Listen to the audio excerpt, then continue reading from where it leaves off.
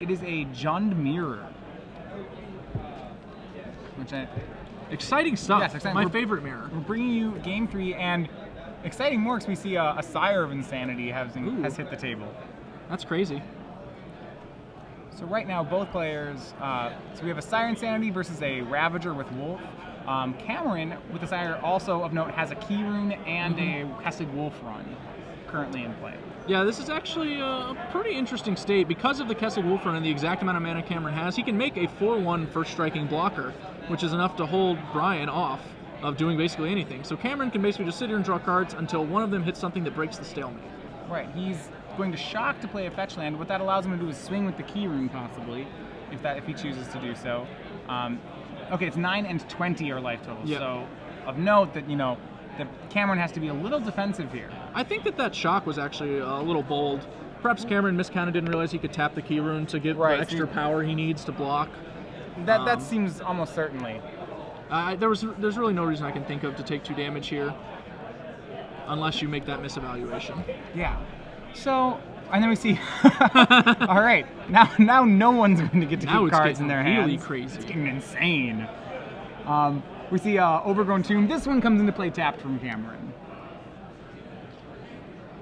All right, so a draw, Brian Kennel. Both players kind of top decking here. Looking at the list, I kind of feel like the first player, there's a couple game changers in the matchup. We see like a Garruk Primal Hunter or an Olivia Voldaren are probably like, these to me seem like the top decks that both players are really hoping for. I think Brian would prefer Bonfire the Damned. Okay, Bonfire also, okay, to be fair, there's a third one. Bonfire would not be bad. Yeah. Bonfire very strong for both players to draw at this stage of the game. Of course, that's true of Bonfire on pretty much every stage of the game after turn 2. So. Right. So it is a little bit of a top deck war. There's also Mizium Mortars, which functions very similarly. So yeah, you're right. You basically want the cards that can handle multiple threats. That's what we're looking for, right?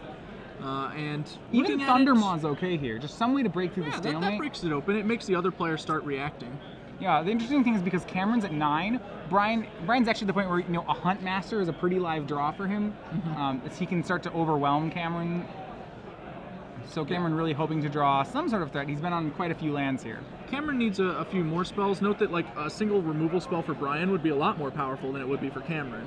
Yeah, we see Thragtusk coming from Cameron. Thragtusk is what the doctor ordered for Cameron. So now he's stabilized at 14 life. He also leaves up 2 lands and Rakdos Key Rune mana, passes the turn back.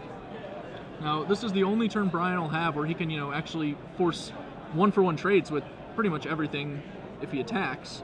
Yeah, after this, you mean because after this we're going to see a Wolf Run Thragtusk? We'll have a Wolf Run Thragtusk, and we'll also have Wolf Run Key Rune on defense if that's what Cameron opts for. That was keeping Brian at bay before. Now this turn, if he holds back that Wolf, that Key Rune's first strike isn't really relevant. If he passes turn, the initiative goes back to Cameron. It'll be based on Cameron's draw step, whether he attacks or not. Brian will just, lose the ability to make impactful decisions. Right. So we see a Cavern from Brian. At this point, the creature type's not particularly relevant, as it's just being used for mana. And with this kind of life total, Cameron might be able to afford to start swinging. All right, a huge one. It's Rakdos return. Just a burn spell to the face. Rakdos returns him for 6. Lava Axe, go. But one better than Lava Axe. One better. A little more expensive, though. Yeah, a little more expensive than Lava Axe. Kessig Wolf Run for Brian. That would have been a really strong draw a couple turns ago. Yeah, it still not seems so great now, but still seems pretty strong. Cameron will be forward because Brian has the creature advantage right now. It's very slight. It's a very slight creature advantage. Yeah, I mean the Rakdos Key Rune's really good here. Yeah, I kind of feel like. Yeah, I feel like Cameron might technically have the advantage on the creatures. The Rakdos Key Rune is shutting down the Wolf token. But Thragtusk is 2 creatures. And Thragtusk is 2 creatures. The second one, which is also better than the Wolf token. Interesting to note, because of Sire Insanity, it's next to him. I think it's impossible for the decks to flip back the Hunt Master. Until both sires die, the Ravager of the Fells will remain nightbound. Right.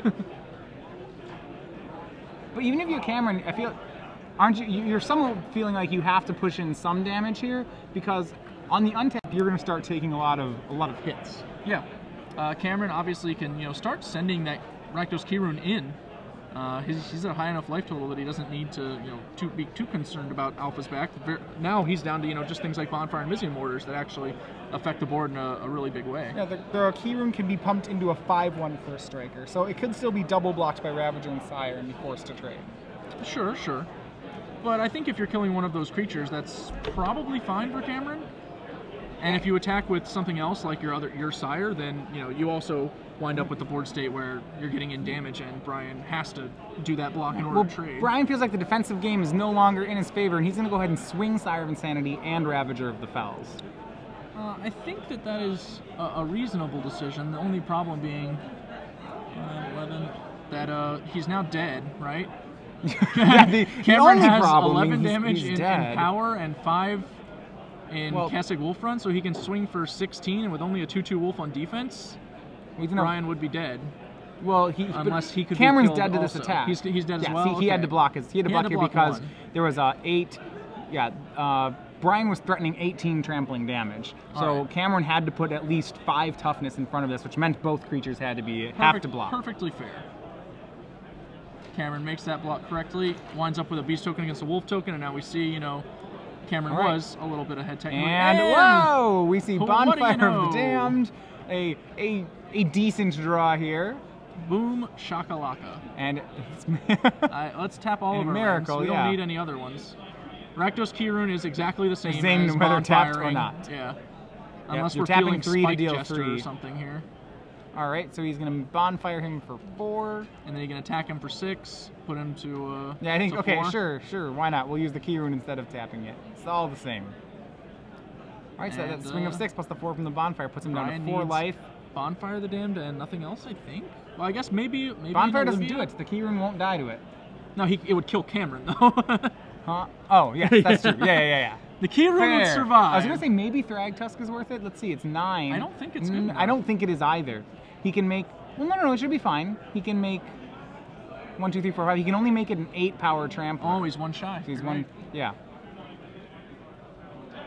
So Brian Kennel goes up to 9. Yeah, no, he's a fair number of mana short. Interestingly enough, the Thragtusk cannot attack because of Rakdos Key-Rune. That first strike continuing to be very relevant. Cameron probably just swings with the Beast token here, and then Wolf runs through whatever he can, leaving back Rakdos Key-Rune to block. Sure, that's a fine play for him to do. He still need, if he can grind, depends on what's in his hand. It may be better for him just to commit more resources to the board if he's drawn something. If he can get up +1 creature on Brian, then he will have a lethal swing again. Yep. So it really depends on his draw. I think that the attack's fine either way, even if you don't Wolf Run.